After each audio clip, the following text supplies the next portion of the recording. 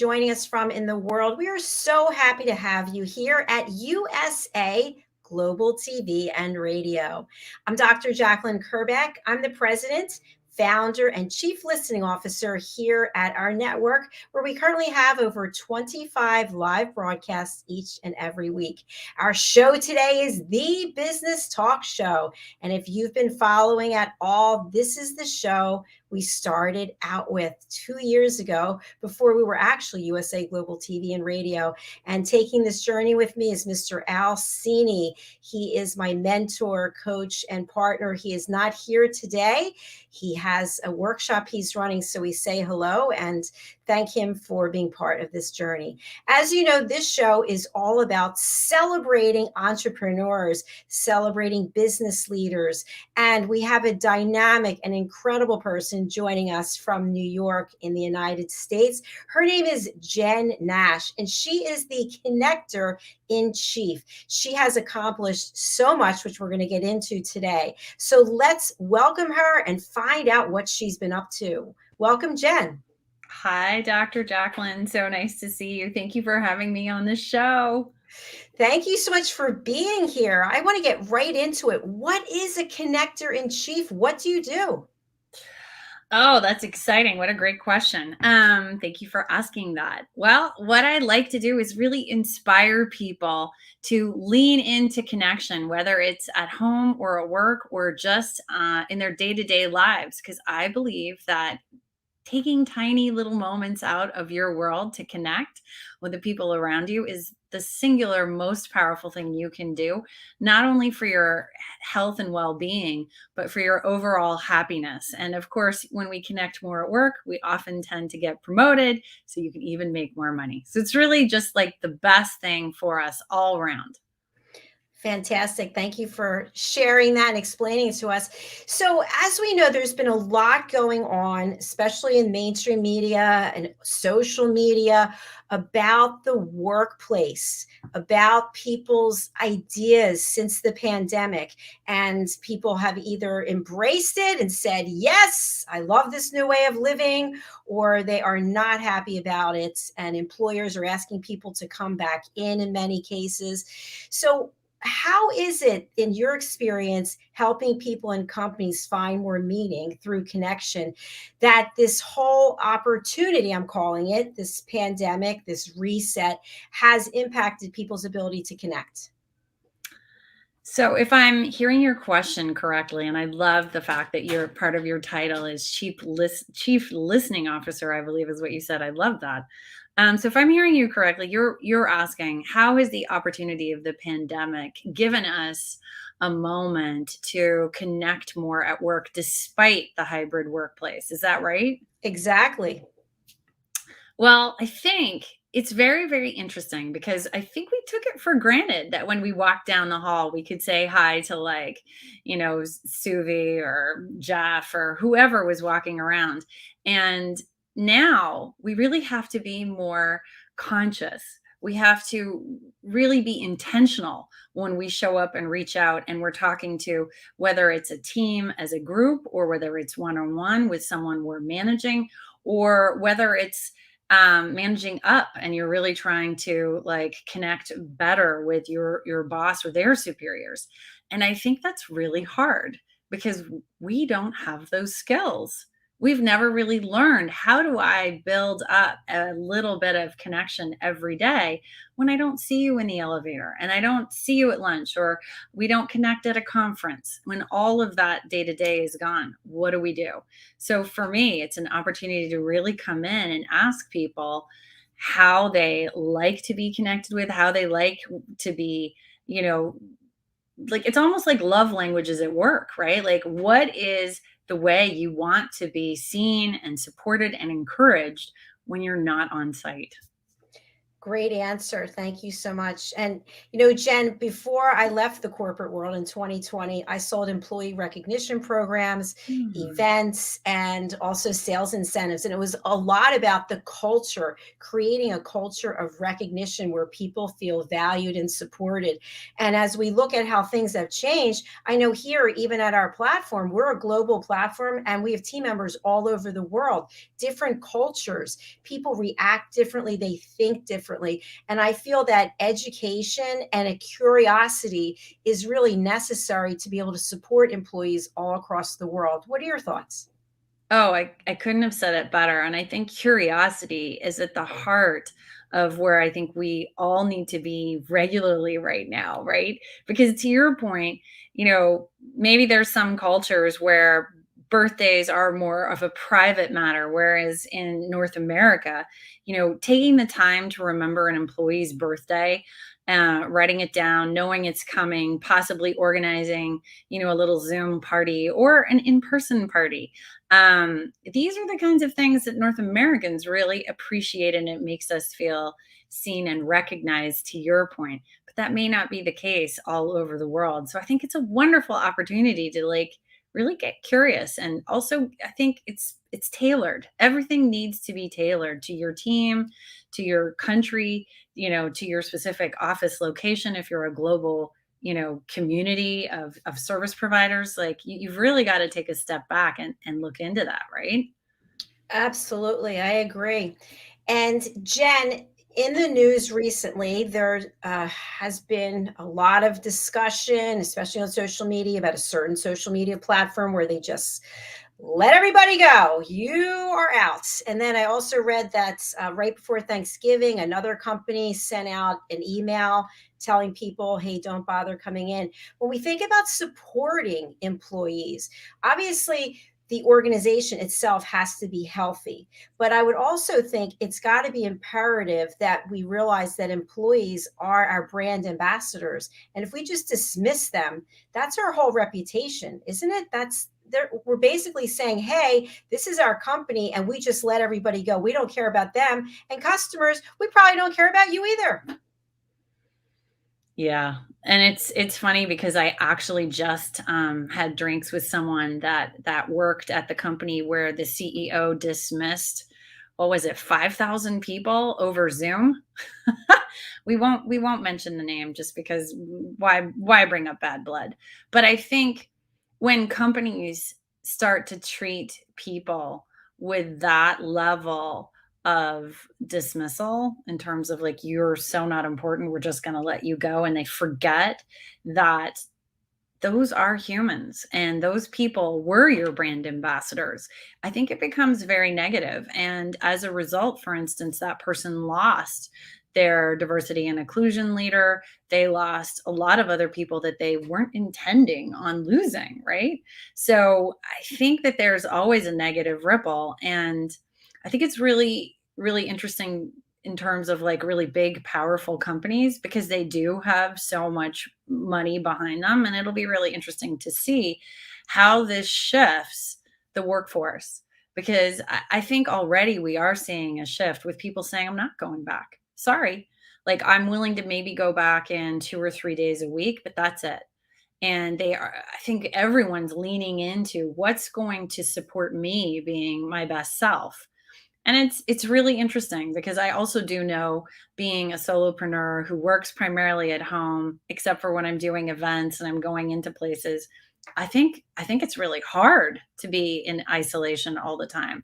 And while we like it from a facilitation standpoint, because we don't have to go anywhere, we don't have to put our fancy pants on, literally, you know, it's it's a step back. We're not getting out there. We're not connecting. We're not in meetings and seeing people and being, charged up by other people's energy. And I think that's something we're all beginning to really realize is critical.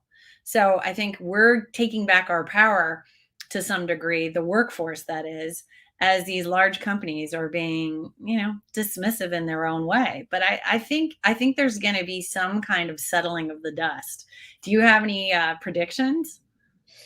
I love what you're sharing. I feel like the employees have more power than they've had in the past. And something that I just want us to touch on, because I mentioned about what my background was.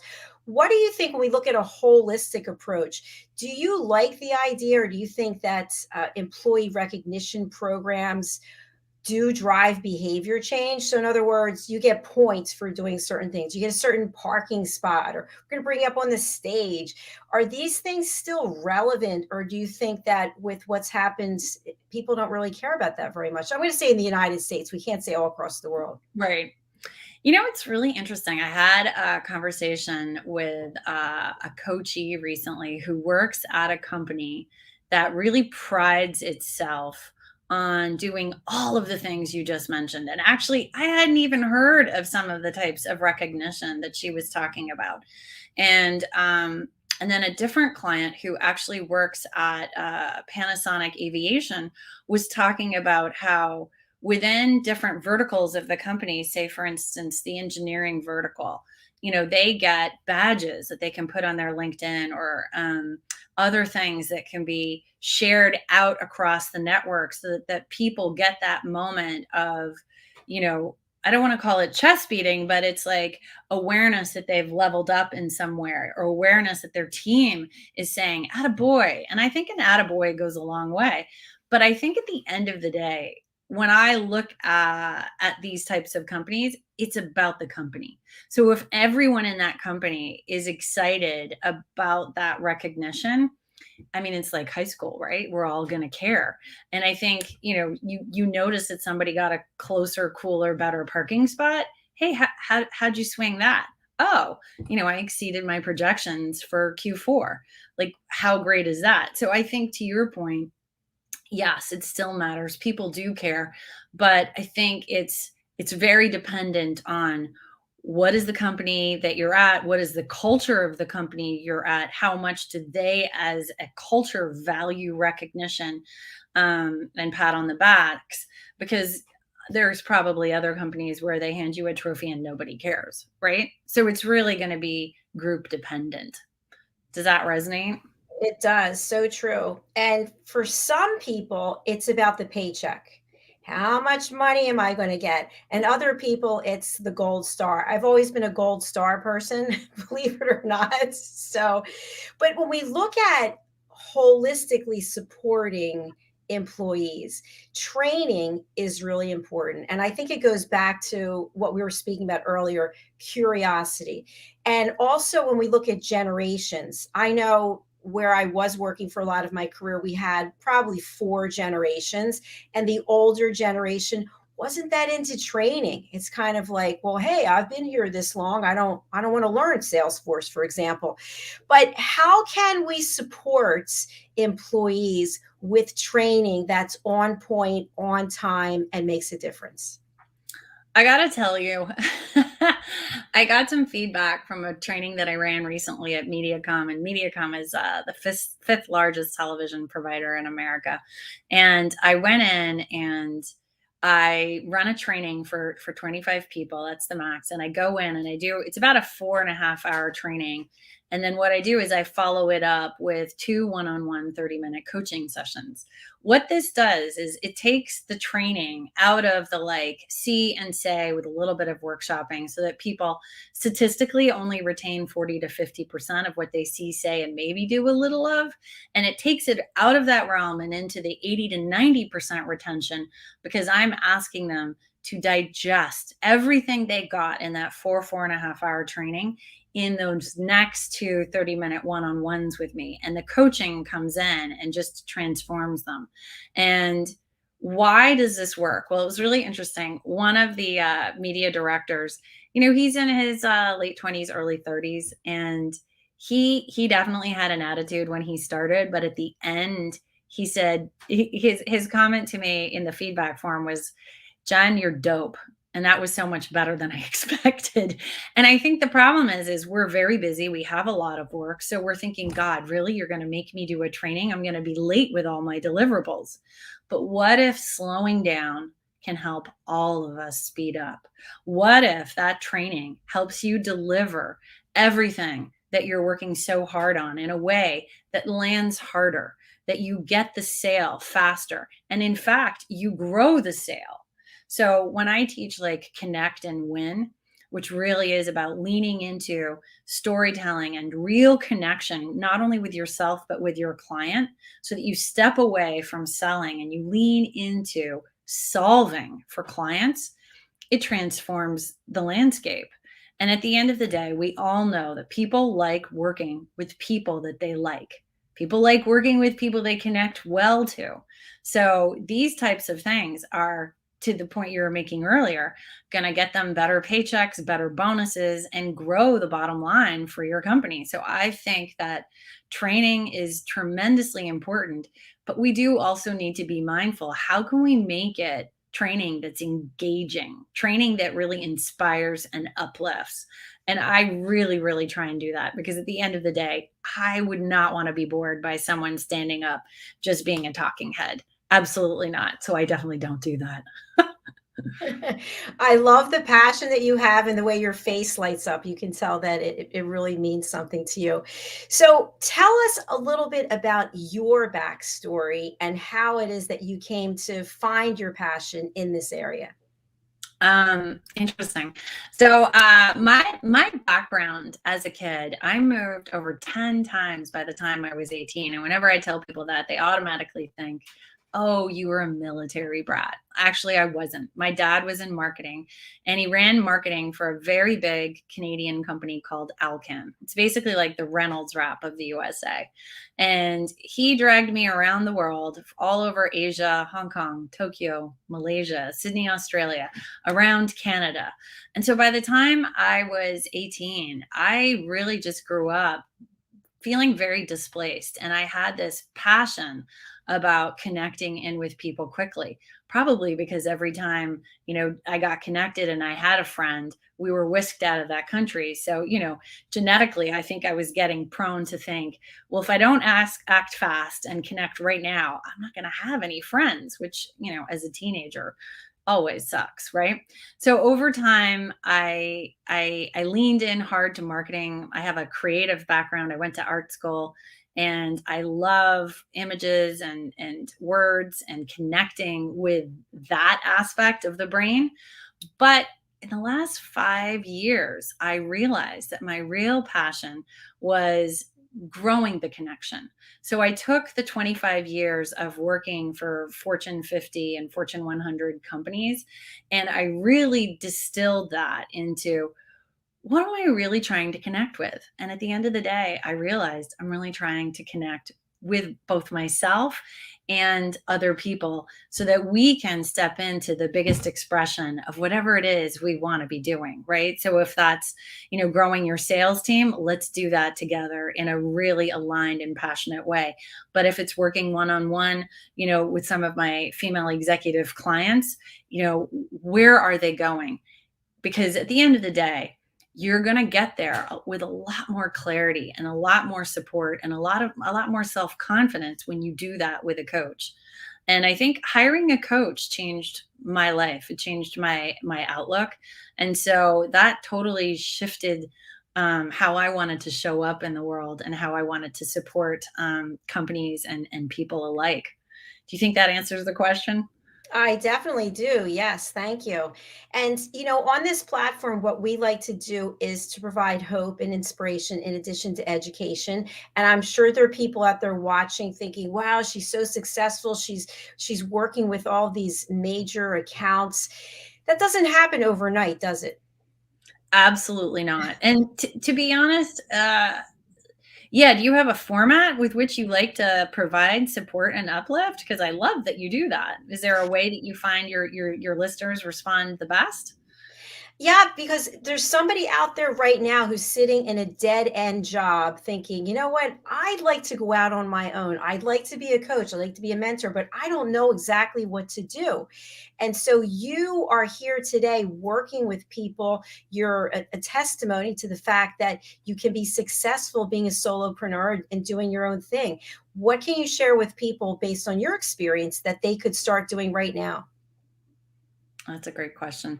And it's funny, I've reinvented myself. I think I'm on my fifth leg. And So I did write a book at the beginning of this year called The Big Power of Tiny Connections: How Small Interactions Spark Awesome Outcomes. And I have sections, and I mean, I'm totally shilling right now, but at the same time, I really believe a lot of people like to have this stuff broken down and really explained, because people are like, oh, go get a mentor. And most people are like, but how? And that's the kind of stuff that I actually really explained in my book, because it is hard. It's not always, oh, that makes logical sense. But so for me, I've been everything from a financial reporter for institutional investor. I started a real estate investment group when I had no background in real estate besides having been a financial reporter. I've worked in advertising as a creative director, and then like switched into content strategy, which was an interesting leap.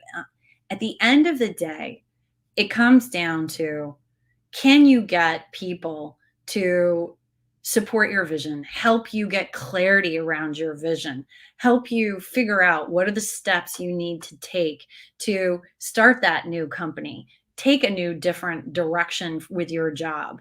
You wanting more is critical, though. Knowing you want more is the first step. And then after that, it's figuring out what feels good, what's going to move your whole person, your life, your bank account, your family forward. And when you have these sorts of things identified, you know what? The plotting of the points of what to do just gets simpler and simpler. And it may boil down to finding a mentor. And how do you do that? Who in your community does a good job of whatever it is you want to do? Asking for help is really powerful. I literally think I really need your help is the most powerful sentence in the English language. And most people will respond kindly, as long as you don't throw it out willy-nilly. And I also believe that, we all have so much value. Showing up and offering other people support and help, initially, in order to just get that conversation going, is a really powerful way in. You never know who needs what. And once you start the conversation, there might be a little pathway that's going to support you evolving. Thank you, Jen. I love that answer. And we actually have a comment from one of our viewers, Nuajira. I hope I'm saying your name right. Thank you for watching. Me too. Need people who can help me push my project, Push Child Foundation Uganda. How can I be helped? We get asked a lot of for support from a lot of charities and missions around the world, because it is hard. It's hard to get that voice of one person to actually help make a change. But to your point, what you just said, it's about asking for help. It's about finding the people who have the budget, who have the ability to say yes, and then giving them the value that you offer. So, sir, madam, to answer your question, I think it's about doing what we're talking about here, finding people who believe in your cause. They believe in what it is you're doing. They have access to funding. They have access to connections to people. And I think that's a good place to start. Jen, anything you'd add? Yeah, I would just add that, Ms. Enoch, I would really look for anyone who's very aligned with the Push Child Foundation. Like, what is your core value? What are you supporting? I mean, it sounds like it's kids, right? Push Child, that makes sense. But so who has money that's supporting that already? Who has grants that's supporting that already? I would lean into aligning with people that are very clearly stating children are their, focus, because that's going to be a much faster, easier conversation versus like, maybe say chasing someone that's really interested in space exploration. Excellent. Thank you for sharing that. I hope that helps. And I really think that it's also important that we look at our network of potential mentors and coaches. You were talking about this. I know when I first started this platform, actually it was last year, I think I had 6 mentors or coaches. at the same time. And each one had a different role. And I know what people are thinking. They're thinking, how can I afford that? How can I afford 6 people? A lot of times you can barter with people. You can make arrangements. I will provide this service. You will provide that service. What are your thoughts about that, Jen? Does that work? Absolutely. And to that point, exactly. Great point. I am new to the whole speaking and training world. And so, yes, on one hand, I hired a coach that does that, but I also met someone who has been doing it for 16 years. And she needed an overhaul with her digital marketing. And so we ended up um, basically exchanging services. I identified an art director, worked with that art director to overhaul her whole website. And in turn, she takes my calls in terms of like, how should I structure this offer with this client? What kind of conferences should I be paying to attend? All the tiny little stuff that you're just so unsure about when you're pivoting. And I think at the end of the day, most people don't realize how much everyone else is, to some degree, fronting. Imposter syndrome lives within all of us. Whether you've been doing it for 2 years or 10 years, there's always something that can throw us off our game a little bit. And so I think it's really nice to have people that you can go to. And I bet the 6 people that you had, each one brought something very unique and different to the table, right?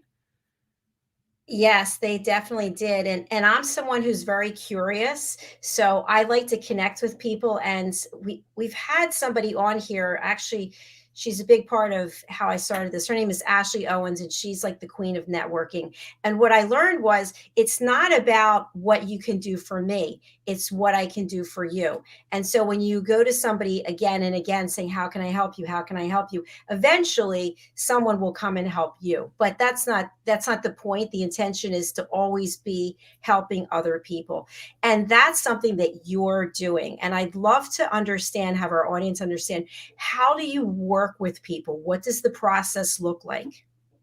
Are you talking about a corporate work situation or more one-on-one coaching? I think both. For people out there, they're like, you know what, I'd love to hire her. What does that look like? Well, it's really interesting. It's because coaching's a very personal thing, and every coach has a different structure. My structure is, we'd have a conversation and we'd talk about where you want to go, and it'd be like a chemistry check for both of us. Because at the end of the day, I don't want to work with people that I don't feel that I'm truly going to be able to support powerfully. And I mean that sincerely. This is absolutely not just a job for me. This is a vocation and I love it. So we have the conversation, and typically I try to make that a really powerful conversation so that they walk away having some insight, some aha that really forces them to look at themselves and their lives in a slightly different way. And then if that feels really good to them and they have indeed stepped into greater clarity, we put together a contract. I typically talk to my coachees twice a month. I offer them a wide range of other support. For instance, I'm a positive intelligence coach. I highly recommend everyone check that out. Positive intelligence is a mental fitness training, and I give that to my coachees because it really helps them deal with stress, anxiety, and performance. So it's a really nice adjunct to all the stuff that they're actually building and creating for themselves. And, then we structure that. It's typically a 6 month structure because you need a cadence. Doing this once or twice isn't going to change your life, but doing this every month for 6 months, you're really going to be able to look back and see where you were and where you are now. And that's exciting. And I can say, having had, clients that I've worked with for over a year and a half and having had a coach for over a year, you really get an amazing, like, oh, wow, look how far I've come, which I don't think you get when you don't have a coach. Does that sound great and holistically like contained for the coaching? It absolutely does, because we need someone to keep us as accountable and on point. And we like to think that we do that for ourselves, and maybe we do, but there's so many distractions out there that it's kind of like, I know with me, I have my everything written down. I've got everything written down. I go and I check it off. But that coach, that mentor really helps me push to the next level. Yeah, and I find I got a really interesting tip on a call last week. Everything has to be scheduled, and I'm realizing that that's actually a hole in my life. So for instance, follow-ups need to be scheduled. There needs to be like every day 8:30 to 9:30 in the morning I'm following up on stuff, and that time is just blocked for that, right? And other things have to be scheduled or they just drop off the calendar. And it's so funny. I think we forget how hard running our businesses is, especially if you come from corporate. And I always had a project manager who was driving the bus, and you would know if something had fallen off because the project manager is like, hello, where is that? Right. And now all of a sudden we're fully responsible for everything. So, yes, lists. And then I think as far as companies go, to answer your question, the way I love to work is, again, I sit down with a leader. Typically, it's a chief marketing officer or a learning and development officer, or sometimes it's a head of strategy. And there's usually something that's not landing as well as they would like, or there's a problem. The culture's off, or they don't feel they're winning as many sales as they should be. When they're going in and they're pitching for work, you know, maybe the team is literally so talented, they're a little jaded. Things are just a little off. And so they're trying to figure out, how do they shake them up? How do they get them to leave more on the playing field? Really just leave it all out there. And so we sit down, we structure a training that's really going to support that specific team. So it's customized around their needs. And then typically, whether it's a workshop that lasts an hour or it's the full week, one-on-one with 25 people, it really just depends on their needs. And so we make it work so that it's going to create powerful change within the organization. That's really exciting, Jen. And I would love it if you would just share some feedback that you've received, whether it's a one on one client or corporate, because people love that. They love testimonials about what's the experience like. And I'm sure it's all great. Um, yeah, it's all great. I mean, except for the fact that every now and then I do get someone who doesn't like to have the mirror held up. It's not always easy to have someone, ask you to be a better version of yourself when you really think you had it all going on. But the really fun testimonials that I've gotten are, for instance, a week after one of the trainings, one of the directors, sent me an email and said, uh, client literally was blown away, said it was a night and day difference from before. It was just that simple, that short. And it was just like night and day. And this is a team of people that do on average like 6 to 7 presentations a day. So they're really banging them out. So to have a client, and it was M&M Mars was the client, great client, notice that this team leader had totally changed the way they were connecting with the team, both client side and agency side, was really awesome. Congratulations. That is a huge testimonial from a very well known company. That's amazing. A little earlier on in this interview, you had mentioned about reinvention. And I feel like this is such an incredible time for us to assess what we're doing, where we're going, and how we can get to where it is we need to go. And that takes really opening our eyes and being true with how happy we are, as opposed to just, I know so many people, it's about the paycheck. I mentioned that before. It's about the health benefits. Okay, that's another thing that keeps people mired in where they are. But you're out on your own, I'm out on my own. There are plenty of people who are doing it, and there's so many wonderful benefits that come from being a business owner. And at the same time, there's so many hats that we have to wear. So I'd love for you to just talk a little bit about how not only are you succeeding as a coach and an entity to corporates as well as individuals. But as a business owner, how have you managed to wrangle that big animal in? I love your optimism that I'm wrangling it. Um, um, so it's interesting. Like, I would definitely agree that, say, the bookkeeping aspect of being a business owner is my least favorite. And I really try to keep it as simple as possible. I literally track expenses in notes on my phone, and then I enter them into Excel, on a quarterly basis. So, if that's wrangling the beast, I think it's very gentle wrangling. But I think you're right. Like, it can be done. You can take a step away from corporate. I think it's really interesting. I heard a stat that 84% of executives are not happy in their jobs. And that truly makes my heart break a little bit, because I have loved what I have done for most of my life, really and truly loved it. And now is no exception. I think it's scary to try something new. I think it's very scary. But at the same time, if you're not happy here, what do you have to lose? Like, to some degree, we really, it sounds very Tony Robbins, but one life to live. Like, this is our time. So if the health insurance is holding you back, do your research, find out what health insurance is going to cost you, and put that in the spreadsheet as, this is something I need to have covered. Figure out what your minimum nut is. Really figure it out.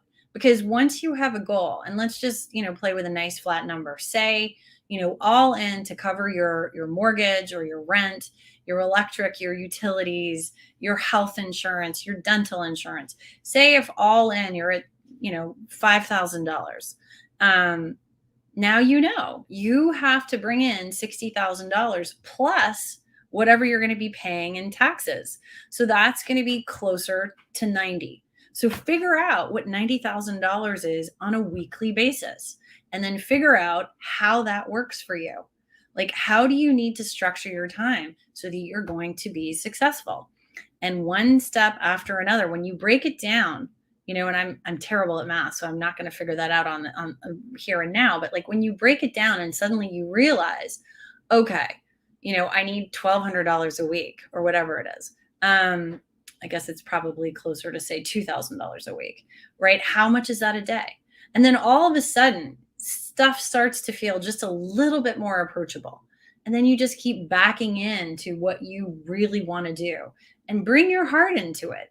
Because at the end of the day, we really all want to be living from a place of greater joy, greater happiness, and that really requires our hearts. Absolutely, well said. And I'm thinking that for some people, they may think to themselves, well, I need to do something on the side while I still have the job, the career, the health insurance. And side gigs are great too, right? Absolutely. And I think, even if you, like, you see the number and you have your main gig, what about reducing your hours at the main gig? What about going to 4 days a week? Get creative. Nobody said that the game has to be played the way the game said it has to be played originally. It's time to change the rules for you. And more than ever, and this is hearkening back to what we were just saying about employees having more power. More than ever, I think employers, especially if they value you and what you're bringing to the table, more than ever, employers are willing to be flexible, creative, open-minded. Like, when people tell me they want to quit, I always say, have you thought about taking a sabbatical? Go and ask if they will give you a sabbatical. Some companies will even offer paid sabbatical, or they'll give you like 3 months off at half salary, because burnout is real. Stress and anxiety is real, and replacing you is a lot more expensive. According to Gallup, it's 50% to 200% of an employee's salary to replace them.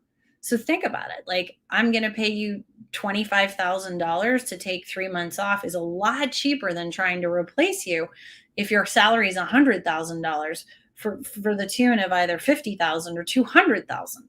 That's like crazy. So I think when we get creative and to your point, curious, we're going to really come out a lot further along for ourselves and our companies. Curiosity is king. And I just want to add to that.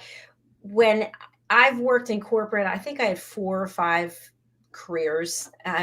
The training that they offered from the very beginning, that really said something to me. If they were investing in training for me and they were giving me a window of time to ramp up, that's a place I wanted to be, because I thought they really care about me succeeding here, because they understand, to your point, it costs a lot of money to replace someone.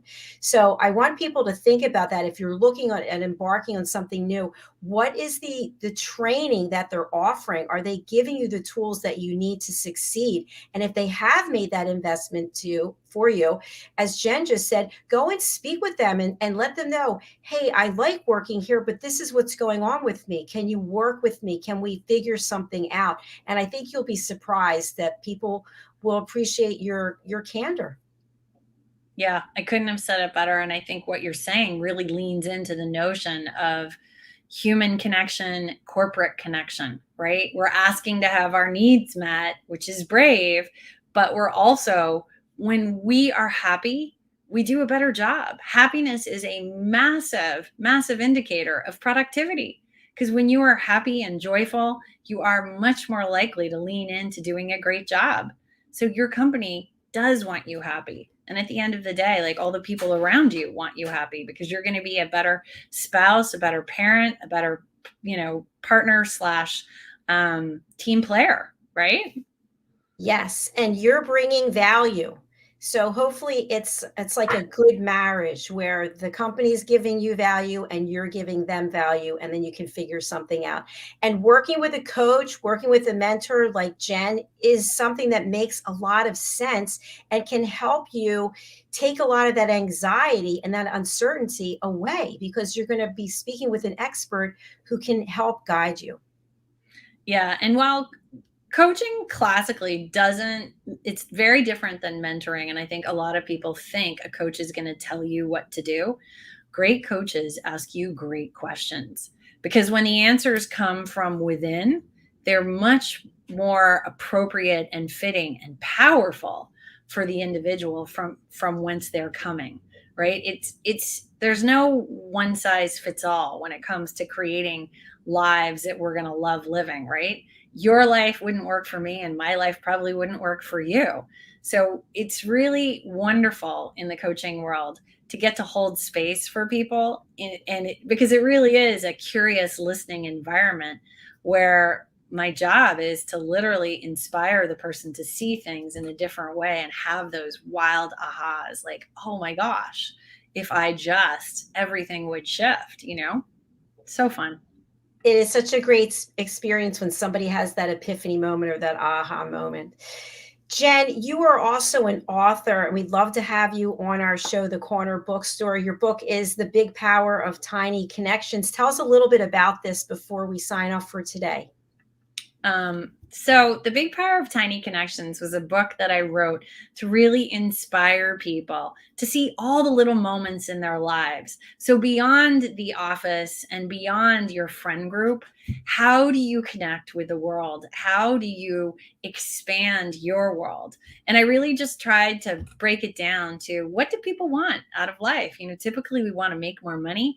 We want a better job. We want to be invited to more parties. We want to connect more in a lot of different ways.